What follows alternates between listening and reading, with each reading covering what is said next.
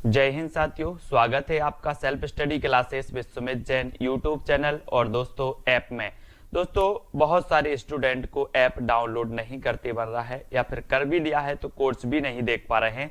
तो मैं आज उनको बता दूं कि ये जो सेल्फ स्टडी क्लासेस इस प्रकार से जब आप प्ले स्टोर से करते हैं तो ये आपका वेल जो है आइकन उसमें लगा हुआ है ना। तो इस प्रकार से सेल्फ स्टडी क्लासेस आपको सर्च करना है और ऐसे आइकन में आपको ऐप मिलने वाला है। ठीक है, तो दोस्तों हम देखें कि प्ले स्टोर में आपको इस प्रकार से दिखेगा ये सेल्फ स्टडी क्लासेस। ठीक है, ये प्ले स्टोर में आपको सेल्फ स्टडी क्लासेस का ऐप दिखने वाला है।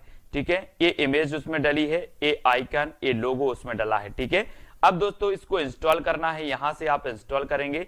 ठीक है, अब इंस्टॉल करेंगे तो वहां पर आपको नंबर मांगेगा, जीमेल नंबर मांगेगा, तो आपको ओटीपी आएगा, तो आप रजिस्टर करके आगे बढ़ेंगे। सबसे पहला जो आपका जो रचना है दोस्तों, प्रश्न है वो है मैं वक्त के हूं सामने की रचनाकार कौन है। 2 सेकंड आपको दिए जाएंगे, आपको उत्तर बताना है। मैं वक्त के हूं सामने की रचनाकार कौन है। गिरजा कुमार माथुर, भवानी प्रसाद मिश्र, शमशेर बहादुर या फिर अज्ञे।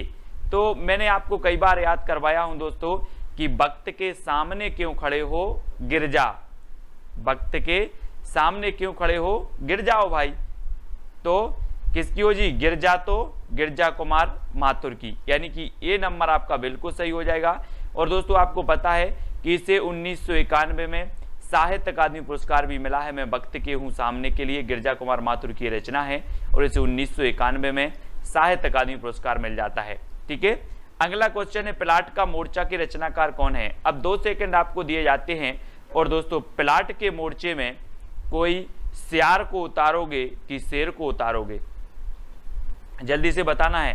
प्लाट के बोले सर बेटा प्लाट के मोर्चे में मैं सियार को नहीं शेर को उतारूंगा, यानी कि प्लाट का मोर्चा शमशेर बहादुर, किसकी होगी रचना, शमशेर बहादुर का। अब याद रखना है आपको, प्लाट के मोर्चे में सियार को नहीं शेर को उतारना है, तो शमशेर बहादुर यानी सा नंबर आपका बिल्कुल सही हो जाएगा। ठीक है, अगला है दोस्तों गीत फरोश के रचनाकार कौन है। गीत फरोश 4 विकल्प है, 2 सेकंड आपको दिए जाते हैं। दोस्तों हमें किसके गीत गाना है, हमें गीत गाना है भवानी के। किसके गीत गाना है, भवानी के गीत गाना है।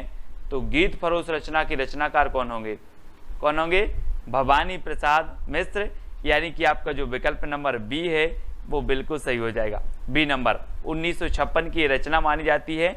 और अगला है दोस्तों आंगन के पार द्वार के रचनाकार कौन है, और 4 विकल्प हैं और आपका बिल्कुल सही आंसर हो जाएगा कि आंगन के द्वार पर कौन खड़े हैं, अज्ञे खड़े हैं। आंगन के द्वार पर अज्ञे खड़े हैं और ये रचना अज्ञे की है, ये भी आपको याद रखनी है। ठीक है, चांद का मोह टेढ़ा की रचनाकार कौन है दोस्तों। 4 विकल्प हैं, मैं आपको बता दूं कि अगर व्यक्ति की मुक्ति हो जाए तो उसका जो मोह होता है वो सीधा नहीं रहता, ऐसा हो जाता टेढ़ा। चांद का मोह टेढ़ा, मुक्ति मिल गई तो चांद का मोह टेढ़ा हो जाता है। तो चांद का मोह टेढ़ा ये रचना किसकी होगी, मुक्ति बोध, यानी कि आपका जो सा नंबर है वो बिल्कुल सही हो जाएगा। ठीक है, अगला है ठंडा लोहा की रचनाकार कौन है। ठंडा लोहा, दोस्तों आपको पता है कि लोहा कितना भी गर्म हो, है ना, कितना भी गर्म हो धर्म के पास आते ही ठंडा हो जाता है ना। लोहा कितना भी गर्म हो धर्म के पास आते ही क्या हो जाता है, ठंडा हो जाता है लोहा। तो उत्तर आपका सही क्या होगा, धर्मवीर भारती। ये ठंडा लोहा रचना है धर्मवीर भारती, यानी बी नंबर आपका बिल्कुल सही हो जाएगा। ठीक है, काठ की घंटियां की रचनाकार कौन है दोस्तों। काठ की घंटियां, अब 4 विकल्प हैं, गिरजा कुमार माथुर, धर्मवीर भारती, सर्वेश्वर बहादुर, सर्वेश्वर दयाल सक्सेना या फिर अज्ञे। अब एक चीज बताना, काठ की घंटियां यानी कि बहुवचन में शब्द है, घंटियां यानी बहुत सी घंटियां।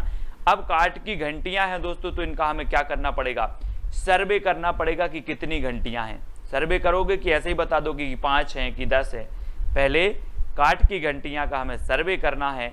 तो काठ की घंटियां की रचनाकार कौन होंगे, सर्वेश्वर दयाल सक्सेना। ठीक है, कुआनो नदी भी इनकी रचना है। ठीक है, ये भी आपको याद रख लेनी है। काठ की घंटियां, जंगल का दर्द भी इन्हीं की रचना है। ठीक है, खूंटियों पर टंगे लोग भी इन्हीं की रचना है, इनको याद रख लेना है। सिर्फ सर्वे आपको याद करना, सर्वे, काठ की घंटियों का सर्वे करना है। बुनी हुई रस्सी के रचनाकार कौन है दोस्तों, आपको पता है दोस्तों जब आप जाते हो कहाँ, भवानी के मंदिर में जाते हो, भवानी के मंदिर में, तो वहां पर इस प्रकार से आपको एक बुनी हुई रस्सी मिलती है ना, हाथ में बांधने के लिए पचरंगा धागा है, बुनी हुई रस्सी आपको भवानी के दरबार में मिलती है। कहाँ मिलती है? भवानी के दरबार में। बोले सर भवानी के दरबार में तो बुनी हुई रस्सी मिलती है, तो ये बुनी हुई रस्सी के रचनाकार कौन होंगे? भवानी प्रसाद मिश्र, यानी डी नंबर आपका बिल्कुल सही हो जाएगा। ठीक है, अगली है दोस्तों, महावृक्ष के नीचे 1977 के रचनाकार कौन है?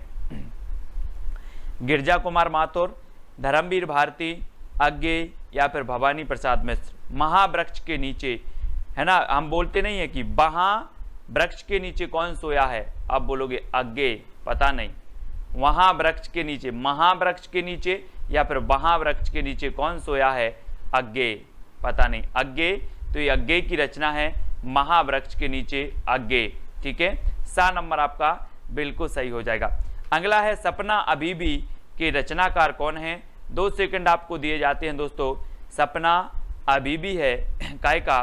धर्म करने का। सपना अभी भी है धर्म करने का, तो धर्मवीर भारती, यानी उत्तर आपका सही क्या हो जाएगा? विकल्प नंबर बी। ठीक है, आपने पढ़ा होगा दोस्तों, गुनाहों का देवता, सपना अभी भी है, ठंडा लोहा, ये सारी रचनाएं धर्मवीर भारती की हैं, जिनको हमने ट्रैक से कई बार याद करवाया है। खूंटियों पर टंगे लोग, अब दोस्तों एक चीज बताना कि खूंटियों पर टंगे लोगों का हमें क्या करना पड़ेगा? सर्वे करना पड़ेगा, तब हमें पता चलेगा कि खूंटियों पर कितने लोग टंगे हैं।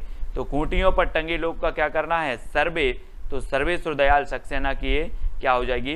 रचना हो जाएगी। ठीक है, अगला है, शिलापंख चमकीली के रचनाकार कौन है?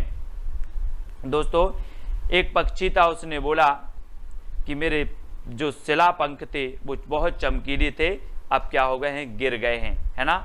आपने जटायु का नाम सुना होगा, बोले मेरे पंख शिला चमकीले थे, अब गिर गए हैं, गिर गए, है ना। तो शिला पंख चमकीले, ये किसकी रचना होगी? गिरजा कुमार माथुर। गिरजा कुमार माथुर, यानी कि ए नंबर आपका बिल्कुल सही हो जाएगा। ठीक है, अगला है, कामायनी एक पुनर्विचार की रचनाकार कौन है? दोस्तों आपको पता है कि कामायनी एक पुनर्विचार, और बहुत सारे लोग मुक्ति के लिए कहते हैं, मुक्ति मिल जाए भगवान, एक बार पुनर्विचार कर लो, है ना। कामायनी पुनर्विचार, कामायनी एक पुनर्विचार, काय के लिए? मुक्ति के लिए एक पुनर्विचार, तो मुक्ति बोध की रचना हो जाएगी कामायनी एक पुनर्विचार। चांद का मोह टेढ़ा भी इन्हीं की रचना है, ये आपको याद रखनी है। अगला है दोस्तों, दोआब की रचनाकार कौन है? दोआब, 4 विकल्प हैं, और दोआब के जो रचनाकार होंगे वो कौन हो जाएंगे? वो हो जाएंगे शमशेर बहादुर। शमशेर बहादुर, यानी सा नंबर, है ना। दोआब भी इन्हीं की रचना है, प्लाट का मोर्चा भी इन्हीं की रचना है, और शमशेर बहादुर को दोस्तों कवियों का कवि कहा जाता था। आपसे क्वेश्चन बनता है कवियों का कवि किसे कहा जाता था, तो आप बता देना शमशेर बहादुर को। ठीक है, खुशबू के शिलालेख के रचनाकार कौन है? दोस्तों खुशबू के शिलालेख, है ना, किसने देखे? भवानी ने देखे। खुशबू के शिलालेख भवानी ने देखे, तो खुशबू के शिलालेख के रचनाकार कौन होंगे? कौन हो जाएंगे? भवानी प्रसाद मिश्र। ठीक है, खुशबू के शिलालेख किसने देखे? भवानी ने, तो भवानी प्रसाद मिश्र खुशबू के शिलालेख। ठीक है, अगली रचना है दोस्तों, भग्नदूत के रचनाकार कौन है? भग्नदूत, अगर मैं आपसे पूछूं कि कितने दूत भग गए? भग्नदूत, भग्नदूत यानी कि भगन तो भग गए, दूत भग गए, है ना। तो कितने दूत भग गए? तो आप बोलोगे सर अज्ञेय, पता नहीं कितने दूत भग गए, है ना। तो ए, है ना, ये हो जाएगी अज्ञेय की रचना भग्नदूत। ठीक है, अगला है, भूरी भूरी खाक धूल की रचनाकार कौन है? दोस्तों आपको पता है कि जब व्यक्ति को मुक्ति मिल जाए तो उसकी ये जो भूरी भूरी भूरा भूरा शरीर है, ये सब खाक धूल में मिल जाता है। भूरा भूरा शरीर खाक धूल में मिल जाता है, जब मुक्ति मिल जाए तो ये भूरी भूरी खाक धूल रचना के रचनाकार कौन होंगे? कौन हो जाएंगे? मुक्ति, क्योंकि मुक्ति मिल जाए तो भूरी भूरी खाक धूल, है ना। अगला है दोस्तों, धूप के धान की रचनाकार कौन है? और धूप के धान आपको पता है दोस्तों, आप अगर गांव में रहते हैं तो धान अगर अच्छी बारिश हो जाए और मिट्टी बहुत ऐसी हो जाती, बहुत पानी हो जाता है मिट्टी में, तो धान गिर जाती है। धान क्या हो जाती है? गिर जाती है। तो धूप के धान, धान बोले सर गिर जाती है, तो गिरजा कुमार माथुर। गिरजा कुमार माथुर, यानी कि ए नंबर आपका बिल्कुल सही होगा। ठीक है, अगला है जंगल का दर्द की रचनाकार कौन है। अब दोस्तों एक बात बताना, जंगल में बहुत सारे पौधे हैं और जंगल का दर्द आपको कैसे पता चलेगा, कैसे चलेगा, जब आप क्या करोगे, सर्वे करोगे। बोले सर जब हम सर्वे करने जाएंगे जंगल का दर्द क्या क्या है ना, तभी हमें जंगल का दर्द पता चलेगा। तो जंगल का दर्द की रचनाकार कौन है, सर्वेश्वर दयाल सक्सेना। और सा नंबर आपका बिल्कुल सही हो जाता है, सा नंबर है ना। जंगल का दर्द सर्वे करना है, जंगल के दर्द का क्या करना है, सर्वे। तो सर्वेश्वर दयाल सक्सेना। कितनी नाव में कितनी बार की रचनाकार कौन है दोस्तों। अब आप बोलोगे सर मैं कितनी नाव में कितनी बार बैठा, सब अज्ञेय है। क्या है, अज्ञेय। कितनी नाव में कितनी बार, अज्ञेय। तो अज्ञेय यानी कि दा नंबर आपका बिल्कुल सही होगा। ठीक है, अब दोस्तों आपको बताना है प्रयोगवाद के प्रवर्तक कौन माने जाते हैं, आपको बताना है। ये दोस्तों इसी रचना के लिए मिला है इनको ज्ञानपीठ पुरस्कार, कितनी नाव में कितनी बार के लिए, है ना, इसको याद रख लेना। और प्रयोगवाद के जो प्रवर्तक माने जाते हैं वो कौन माने जाते हैं, ये कमेंट में चैलेंज प्रश्न है, आपको लिखना है। गिरजा कुमार माथुर, धर्मवीर भारती, सर्वेश्वर दयाल सक्सेना या फिर अज्ञेय, कौन माने जाते हैं, ये कमेंट में सभी लोग लिखेंगे। जितने लोग भी देख रहे हैं वीडियो को लाइक करें। और इसके पहले बहुत सारे वीडियो आपके डल चुके हैं दोस्तों, हिंदी साहित्य ट्रिकी वीडियो, मोस्ट इंपॉर्टेंट कई वीडियो डल चुके हैं। आप प्लेलिस्ट में जाके देखें हिंदी साहित्य ट्रिक्स। ऐप डाउनलोड नहीं करते बन रहा है या फिर कर भी लिया है तो कोर्स भी नहीं देख पा रहे हैं, तो मैं आज उनको बता दूं कि ये जो सेल्फ स्टडी क्लासेस इस प्रकार से जब आप प्ले स्टोर से करते हैं तो ये आपका वेल जो है आइकन उसमें लगा हुआ है ना। तो इस प्रकार से सेल्फ स्टडी क्लासेस आपको सर्च करना है और ऐसे आइकन में आपको ऐप मिलने वाला है। ठीक है, तो दोस्तों हम देखें कि प्ले स्टोर में आपको इस प्रकार से दिखेगा ये सेल्फ स्टडी क्लासेस। ठीक है, ये प्ले स्टोर में आपको सेल्फ स्टडी क्लासेस का ऐप दिखने वाला है।